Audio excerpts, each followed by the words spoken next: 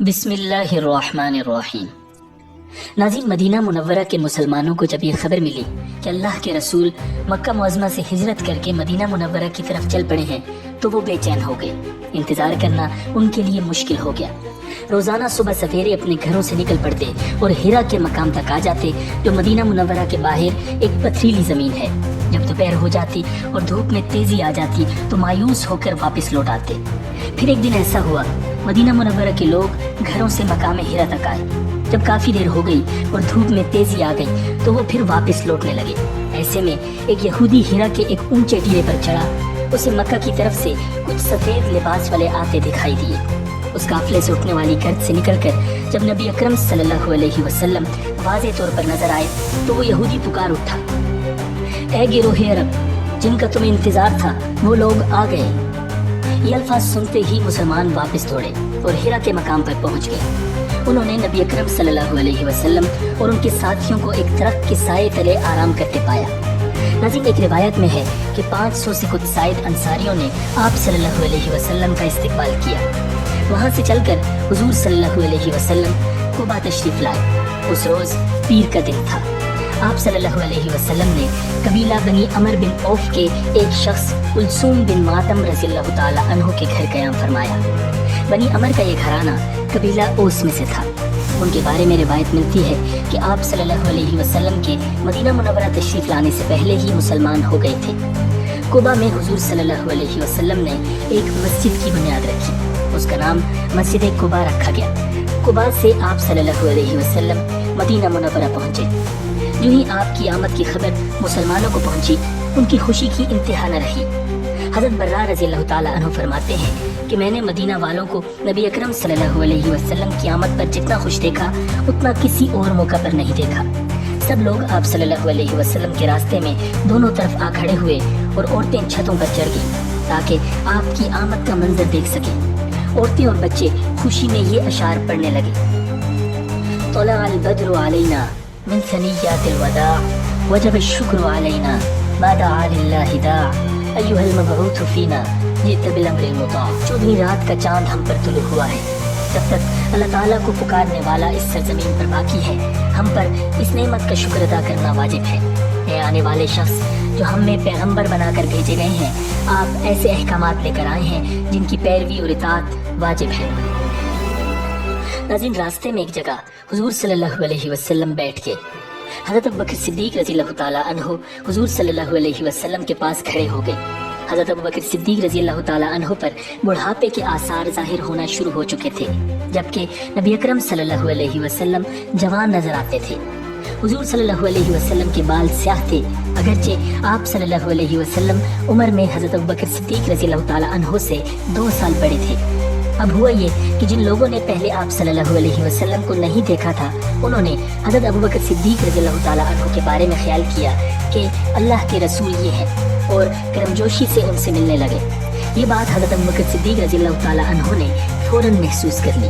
اس وقت تک دھوپ بھی حضور صلی اللہ علیہ وسلم پر پڑنے لگی تھی، چنانچہ حضرت ابوبکر صدیق رضی اللہ تعالیٰ عنہ نے اپنی چادر سے حضور صلی اللہ علیہ وسلم پر سایہ کر دیا۔ تب لوگوں نے جانا اللہ کے رسول یہ ہیں۔ پھر نبی اکرم صلی اللہ علیہ وسلم اس جگہ سے روانہ ہوئے۔ آپ صلی اللہ علیہ وسلم اونٹنی پر سوار تھے اور ساتھ ساتھ بہت سے لوگ چل رہے تھے۔ ان میں سے کچھ سوار تھے تو کچھ پیدل۔ اس وقت مدینہ منورہ کے لوگوں کی زبان پر یہ الفاظ تھے، اللہ اکبر، رسول اللہ صلی اللہ علیہ وسلم تشریف لے آئے۔ ایسے میں ایک شخص نے پوچھا، اے اللہ کے رسول، آپ تو یہاں سے آگے تشریف لے جا رہے ہیں، تو کیا ہمارے گھروں سے بہتر کوئی گھر چاہتے ہیں؟ اس کے جواب میں آپ صلی اللہ علیہ وسلم نے ارشاد فرمایا، مجھے ایک ایسی بستی میں رہنے کا حکم دیا گیا ہے جو دوسری بستیوں کو کھا لے گی۔ ناظرین، اس کا مطلب یہ تھا کہ دوسری بستی کے لوگوں پر اثر انداز ہو جائے گی یا دوسری بستیوں کو فتح کر لے گی۔ یہ جواب سن کر لوگوں نے نبی اکرم صلی اللہ علیہ وسلم کی اونٹنی کا راستہ چھوڑ دیا۔ اس بستی کے بارے میں سب کو بعد میں معلوم ہو گیا کہ وہ مدینہ منورہ ہے۔ ناظرین، مدینہ منورہ کا پہلا نام یثرب تھا۔ یثرب ایک شخص کا نام تھا، وہ حضرت نوح علیہ السلام کی اولاد میں سے تھا۔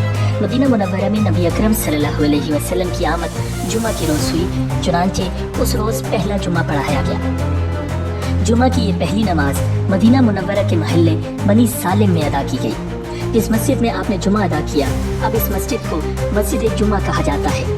یہ قباء کی طرف جانے والے راستے کے بائیں جانب ہے۔ اس طرح یہ پہلی نماز جمعہ تھی۔ حضور صلی اللہ علیہ وسلم نے اس نماز سے پہلے خطبہ بھی دیا تھا۔ اس پہلے خطبے میں جو کچھ ارشاد فرمایا اس کا کچھ حصہ یہ تھا: بس جو شخص اپنے آپ کو جہنم کی آگ سے بچانا چاہتا ہے تو ضرور بچا لے، چاہے وہ آدھے چوہارے کے برابر ہی کیوں نہ ہو۔ جسے کچھ بھی نہ آتا ہو وہ کلمہ طیبہ کو لازم کر لے، کیونکہ نیکی کا ثواب دگنا سے لے کر 700 گنا تک ملتا ہے۔ اور سلام ہو اللہ کے رسول پر اور اللہ کی رحمت اور برکت پر۔ ناظرین، نماز جمعہ ادا کرنے کے بعد نبی اکرم صلی اللہ علیہ وسلم مدینہ منورہ جانے کے لیے اپنی اونٹنی پر سوار ہوئے اور اس کی لگام ڈھیلی چھوڑ دی، یعنی اسے اپنی مرضی سے چلنے کی اجازت دی۔ اونٹنی نے پہلے دائیں اور بائیں دیکھا، جیسے چلنے سے پہلے فیصلہ کر رہی ہو کہ کس سمت میں جانا ہے۔ ایسے میں بنی سالم کے لوگوں نے عرض کیا: اے اللہ کے رسول، آپ ہمارے ہاں قیام فرمائیے۔ یہاں لوگوں کی تعداد زیادہ ہے، یہاں آپ کی پوری حفاظت ہوگی۔ یہاں دولت بھی ہے، ہمارے پاس ہتھیار بھی ہے، ہمارے پاس باغات بھی ہیں اور زندگی کی ضرورت کی سب چیزیں موجود ہیں۔ نبی اکرم صلی اللہ علیہ وسلم ان کی بات سن کر مسکرائے، ان کا شکریہ ادا کیا اور فرمایا: میری اونٹنی کا راستہ چھوڑ دو، یہ جہاں جانا چاہے اسے جانے دو، کیونکہ یہ معمول ہے۔ مطلب یہ تھا کہ اللہ تعالیٰ کے حکم سے اونٹنی خود چلے گی اور اسے اپنی منزل معلوم ہے۔ آپ صلی اللہ علیہ وسلم نے ان حضرات کو دعا دی کہ اللہ تعالیٰ تمہیں برکت عطا فرمائے۔ اس کے بعد اونٹنی روانہ ہوئی، یہاں تک کہ بنی بیاسا کے محلے میں پہنچی۔ یہاں کے لوگوں نے بھی آپ صلی اللہ علیہ وسلم سے درخواست کی کہ ان کے ہاں ٹھہرے۔ آپ صلی اللہ علیہ وسلم نے انہیں بھی وہی جواب دیا جو بنی سالم کو دیا تھا۔ اسی طرح بنی سعدہ کے علاقے سے گزرے ان حضرات نے بھی یہ درخواست کی، آپ صلی اللہ علیہ وسلم نے یہی جواب فرمایا۔ اونٹنی آگے بڑھی، اب یہ بنی عدی کے محلے میں داخل ہوئی۔ یہاں آپ صلی اللہ علیہ وسلم کے دادا عبد المطلب کی ننہال تھی۔ ان لوگوں نے عرض کیا: ہم آپ کے ننہال والے ہیں، اس لیے یہاں قیام فرمائیے۔ یہاں آپ کی رشتہ داری بھی ہے، ہم تعداد میں بھی بہت ہیں، آپ کی حفاظت بھی بڑھ چڑھ کر کریں گے۔ پھر یہ کہ ہم آپ کے رشتہ دار بھی ہیں، سو ہمیں چھوڑ کر نہ جائیں۔ آپ صلی اللہ علیہ وسلم نے انہیں بھی وہی جواب دیا کہ یہ اونٹنی معمور ہے، اسے اپنی منزل معلوم ہے۔ اونٹنی اور آگے بڑھی اور اسی محلے میں ایک جگہ بیٹھ گئی۔ یہ جگہ بنی مالک بن نجار کے محلے کے پاس تھی اور حضرت ابو ایوب انصاری رضی اللہ تعالیٰ عنہ کے دروازے کے قریب تھی۔ ناظرین، حضرت ابو ایوب انصاری رضی اللہ تعالیٰ عنہ کا نام خالد بن زید نجار انصاری تھا۔ یہ قبیلہ خزرج کے تھے، بیعت عقبہ کے موقع پر موجود تھے۔ ہر موقع پر حضور صلی اللہ علیہ وسلم کے ساتھ رہے۔ حضرت علی رضی اللہ تعالیٰ عنہ کے دور خلافت میں وہ حضرت علی رضی اللہ تعالیٰ عنہ کے بہت قریبی معاونین میں سے رہے۔ ان کی وفات یزید کے دور میں قسطنطنیہ کے جہاد کے دوران ہوئی۔ پھر اونٹنی بیٹھ گئی۔ آپ صلی اللہ علیہ وسلم اس سے اترے نہیں تھے کہ وہ اچانک پھر کھڑی ہو گئی، چند قدم دور چلی اور ٹھہر گئی۔ آپ صلی اللہ علیہ وسلم نے اس کی لگام بدستور چھوڑے رکھی تھی۔ اونٹنی اس کے بعد واپس اس جگہ آئی جہاں پہلے بیٹھی تھی۔ وہ دوبارہ اسی جگہ بیٹھ گئی، اپنی گردن زمین پر رکھ دی اور منہ کھولے بغیر ایک آواز نکالی۔ اب نبی اکرم صلی اللہ علیہ وسلم اس سے اترے، ساتھ ہی فرمایا: اے میرے پروردگار، مجھے مبارک جگہ پر اتارنا اور تو ہی بہترین جگہ ٹھہرانے والا ہے۔ آپ صلی اللہ علیہ وسلم نے یہ جملہ 4 مرتبہ ارشاد فرمایا، پھر فرمایا: انشاءاللہ یہی قیام گاہ ہوگی۔ اب آپ صلی اللہ علیہ وسلم نے سامان اتارنے کا حکم دیا۔ حضرت ابو ایوب انصاری رضی اللہ تعالیٰ عنہ نے عرض کیا: کیا میں آپ کا سامان اپنے گھر لے جاؤں؟ آپ صلی اللہ علیہ وسلم نے انہیں اجازت دے دی۔ وہ سامان اتار کر لے گئے۔ اسی وقت حضرت اسعد بن زرارہ رضی اللہ تعالیٰ عنہ آ گئے۔ انہوں نے اونٹنی کی مہار تھام لی اور اونٹنی کو لے گئے، چنانچہ اونٹنی ان کی مہمان بنی۔ نبی اکرم صلی اللہ علیہ وسلم حضرت ابو ایوب انصاری رضی اللہ تعالیٰ عنہ کے گھر اس وقت تک ٹھہرے جب تک مسجد نبوی اور اس کے ساتھ آپ صلی اللہ علیہ وسلم کا حجرہ تیار نہیں ہو گیا۔ آپ تقریباً 11 ماہ تک وہاں ٹھہرے رہے۔ ناظرین، آپ صلی اللہ علیہ وسلم جب قباء سے مدینہ منورہ تشریف لائے تو ساتھ اکثر مہاجرین بھی مدینہ منورہ آ گئے تھے۔ اس وقت انصاری مسلمانوں کا جذبہ قابل دید تھا۔ ان سب کی خواہش تھی کہ مہاجرین ان کے ہاں ٹھہرے۔ اس طرح ان کے درمیان بحث ہوئی۔ آخر انصاری حضرات نے مہاجرین کے لیے قرعہ اندازی کی۔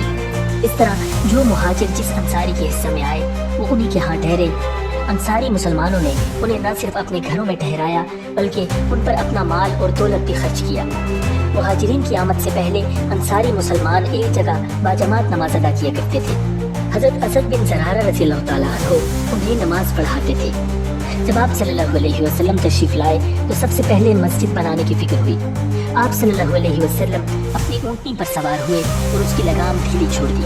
اونٹنی چل پڑی، وہ اس جگہ جا کر بیٹھ گئی جہاں آج مسجد نبوی ہے۔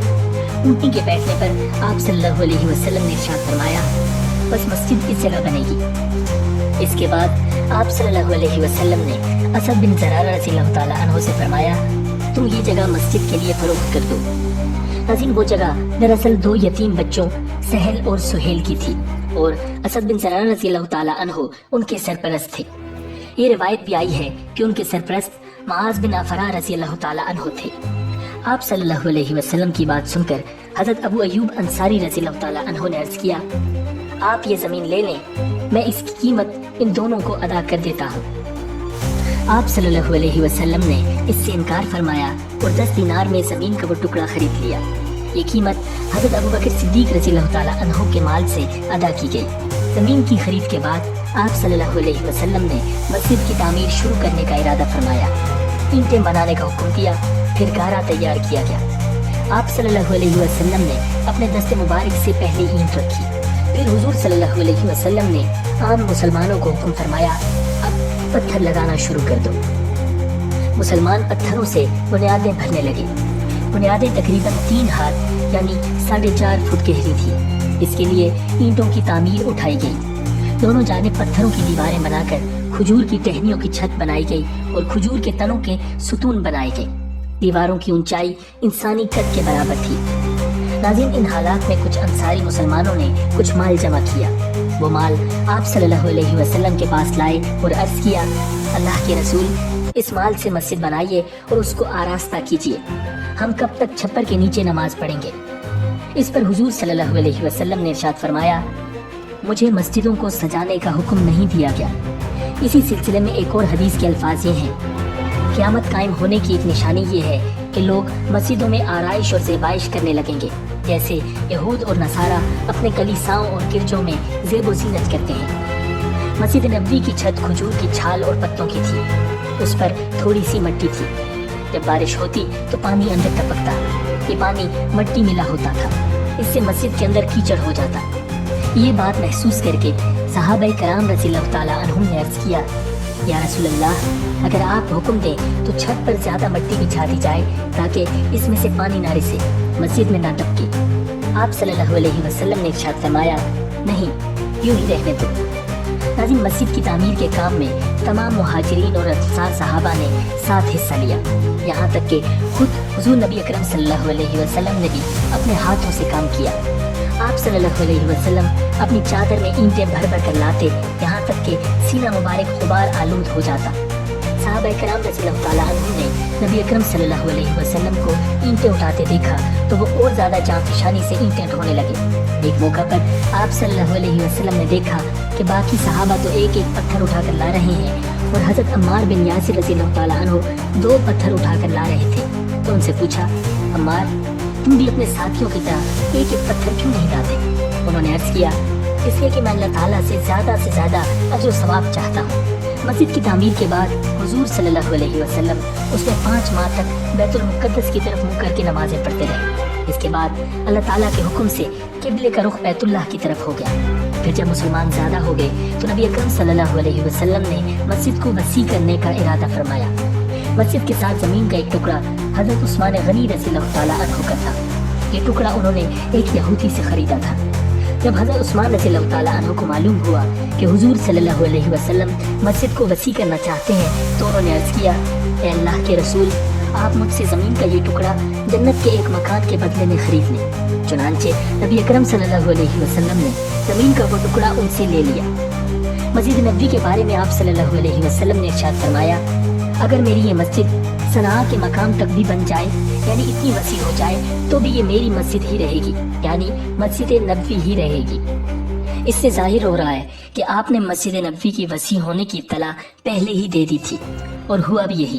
بعد کے ادوار میں اس کی توسیع ہوتی رہی ہے اور اس کا سلسلہ آج تک جاری ہے اور آگے بھی جاری رہے گا۔ ناظرین، مسجد نبوی کے ساتھ ہی سیدہ عائشہ رضی اللہ تعالی عنہا اور سیدہ سودا رضی اللہ تعالی عنہا کے لیے 2 حجرے بنائے گئے۔ یہ حجرے مسجد نبوی سے بالکل ملے ہوئے تھے۔ ان حجروں کی چھتیں بھی مسجد کی طرح کھجوروں کی چھال سے بنائی گئی تھی۔ مسجد نبوی کی تعمیر تک آپ صلی اللہ علیہ وسلم حضرت ابو ایوب انصاری رضی اللہ تعالی عنہ کے گھر میں قیام پذیر رہے۔ ان کے گھر کے قیام کے دوران آپ صلی اللہ علیہ وسلم کے لیے کھانا حضرت اسد بن زرارہ اور حضرت سعد بن عبادہ رضی اللہ تعالی عنہما کے ہاتھ سے بھی آتا تھا۔ ناظرین، اس تعمیر سے فارغ ہونے کے بعد حضور صلی اللہ علیہ وسلم نے حضرت زید بن حارثہ اور حضرت زید بن رافع رضی اللہ تعالی عنہما کو مکہ بھیجا تاکہ حضور صلی اللہ علیہ وسلم کے گھر والوں کو لے آئیں۔ حضور صلی اللہ علیہ وسلم نے انہیں سفر میں خرچ کرنے کے لیے 500 درہم اور 2 اونٹ دیے۔ رہبر کے طور پر ان کے ساتھ عبداللہ بن اریکت کو بھیجا۔ سیدنا ابوبکر صدیق رضی اللہ تعالی عنہ نے یہ اخراجات برداشت کیے۔ ان کے گھر والوں کو لانے کی ذمہ داری بھی انہیں ہی سونپی گئی۔ اس طرح یہ حضرات مکہ معظمہ سے آپ صلی اللہ علیہ وسلم کی صاحبزادیوں حضرت فاطمہ رضی اللہ تعالی عنہا، حضرت ام کلثوم رضی اللہ تعالی عنہا اور نبی اکرم صلی اللہ علیہ وسلم کی اہلیہ محترمہ حضرت سودا بنت زمع رضی اللہ تعالی عنہا اور دایا ام ایمن رضی اللہ تعالی عنہا جو کہ زید بن حارثہ رضی اللہ تعالی عنہ کی اہلیہ تھی اور ان کے بیٹے حضرت اسامہ بن زید رضی اللہ تعالی عنہ کو لے کر مدینہ منورہ آ گئے۔ حضرت اسامہ بن زید رضی اللہ تعالی عنہ آپ صلی اللہ علیہ وسلم کی دایا کے بیٹے تھے اور آپ صلی اللہ علیہ وسلم کو حد درجے عزیز تھے۔ ناظرین، آپ صلی اللہ علیہ وسلم کی بیٹی حضرت زینب رضی اللہ تعالی عنہا جو کہ شادی شدہ تھی اور ان کے شوہر اس وقت تک مسلمان نہیں ہوئے تھے، اس لیے انہیں ہجرت کرنے سے روک دیا گیا۔ حضرت زینب رضی اللہ تعالی عنہا نے بعد میں ہجرت کی تھی اور اپنے شوہر کو کفر کی حالت میں مکہ ہی چھوڑائی تھی۔ ان کے شوہر ابو العاص بن ربیع رضی اللہ تعالی عنہ تھے۔ یہ غزوہ بدر کے موقع پر کافروں کے لشکر میں شامل ہوئے، گرفتار ہوئے، لیکن انہیں چھوڑ دیا گیا۔ پھر یہ مسلمان ہو گئے تھے۔ آپ صلی اللہ علیہ وسلم کی چوتھی بیٹی حضرت رقیہ رضی اللہ تعالی عنہا اپنے شوہر حضرت عثمان رضی اللہ تعالی عنہ کے ساتھ پہلے ہی حبشہ ہجرت کر گئی تھی۔ یہ بعد میں حبشہ سے مدینہ پہنچے تھے۔ حضرت ابوبکر صدیق رضی اللہ تعالی عنہ کے گھر والے بھی ساتھ ہی مدینہ منورہ آ گئے۔ ناظرین، ہجرت کے اس سفر میں حضرت اسماء رضی اللہ تعالی عنہا کو مدینہ منورہ پہنچنے سے پہلے قباء میں ٹھہرنا پڑا۔ ان کے ہاں حضرت عبداللہ بن زبیر رضی اللہ تعالی عنہ پیدا ہوئے۔ بچے کی پیدائش کے بعد مدینہ پہنچی اور اپنا بچہ آپ صلی اللہ علیہ وسلم کی گود میں برکت حاصل کرنے کے لیے پیش کیا۔ یہ ہجرت کے بعد مہاجرین کے ہاں پہلا بچہ تھا۔ ان کی پیدائش پر مسلمانوں کو بے حد خوشی ہوئی، کیونکہ کفار نے مشہور کر دیا تھا کہ جب سے رسول اللہ صلی اللہ علیہ وسلم اور مہاجرین مدینہ آئے ہیں، ان کے ہاں کوئی نرینہ اولاد نہیں ہوئی، کیونکہ ہم نے ان پر جادو کر دیا ہے۔ حضرت عبداللہ بن زبیر رضی اللہ تعالی عنہ کی پیدائش پر ان لوگوں کی یہ بات غلط ثابت ہو گئی، اس لیے مسلمانوں کو بہت خوشی ہوئی۔ مسجد نبوی کی تعمیر مکمل ہو گئی تو رات کے وقت اس میں روشنی کا مسئلہ سامنے آیا۔ اس غرض کے لیے پہلے کھجور کی شاخیں جلائی گئی۔ پھر حضرت تمیم داری رضی اللہ تعالی عنہ مدینہ منورہ آئے تو وہ اپنے ساتھ قندیلیں، رسیاں اور زیتون کا تیل لائے۔ حضرت تمیم داری رضی اللہ تعالی عنہ نے یہ قندیلیں مسجد میں لٹکا دی، پھر رات کے وقت ان کو جلا دیا۔ یہ دیکھ کر حضور نبی اکرم صلی اللہ علیہ وسلم نے ارشاد فرمایا، ہماری مسجد روشن ہو گئی، اللہ تعالیٰ تمہارے لیے بھی روشنی کا سامان فرمائے۔ اللہ کی قسم، اگر میری کوئی اور بیٹی ہوتی تو میں اس کی شادی تم سے کر دیتا۔ ناظرین، اس کے بعد نبی اکرم صلی اللہ علیہ وسلم نے کس طرح مدینہ میں ایک اسلامی ریاست کی بنیاد رکھی اور کس طرح اسلام کے دشمنوں کو نیست و نابود کیا، جاننے کے لیے دیکھتے رہیے سیرت نبوی صلی اللہ علیہ وسلم سیریز۔ اگر یہ ویڈیو پسند آئی ہے تو ویڈیو کو لائک کیجیے، چینل کو سبسکرائب کیجیے۔ ملتے ہیں بہت جلد ایک نئی ویڈیو کے ساتھ۔ اللہ نگہبان۔